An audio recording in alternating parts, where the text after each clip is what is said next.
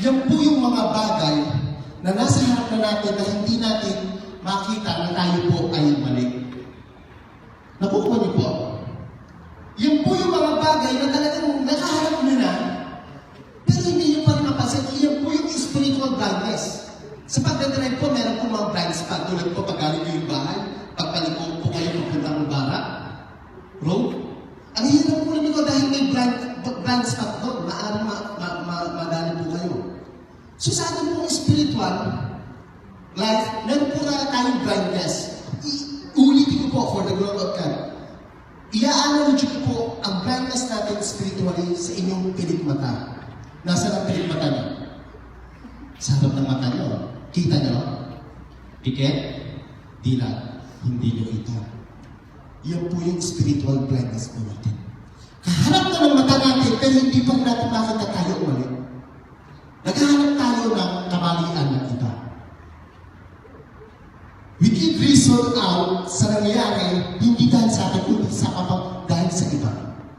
Iyon po yung pangyayari ngayon. So ito po yung balita po sa ating Pastor Cristo is very tragic. Isipin nyo lang, pinapatay ni Pilato yung mga naghahanap sa Diyos doon sa dambana. Ano kaya yung dating sa kanya no? Pwede siyang magalit. Pero ang paliwanag po ng ating Pastor Cristo, iyon yan. Na hindi dahil sa kanilang pinangyarihang kamatayan, ay sila ang pinakamakasalanan. Gets po? Purihin natin ang Diyos. Gusto ko po ngayong yung sabay-sabay po tayo umunawa ng salita ng Diyos. Kasi po, nag-usap po ang Espiritu Banal sa pamagitan po ng ating gospel for today is repentance and restoration. We need repentance. We have to repent. Bakit? We are all sinners. Lahat po tayo ay nagkasala at nagkakasala pa. Kasama po ako dyan. Kasama po si Brother Chris. Makasalanan po ako. Amen? Kaya nga po, yung kulit nga po sinabi ko, hindi naman po sa New Zealand nagkakaroon po ng mga trahedya. Just recently sa South Africa, ano nangyari? Yung sa Thailand, South Africa ba yun?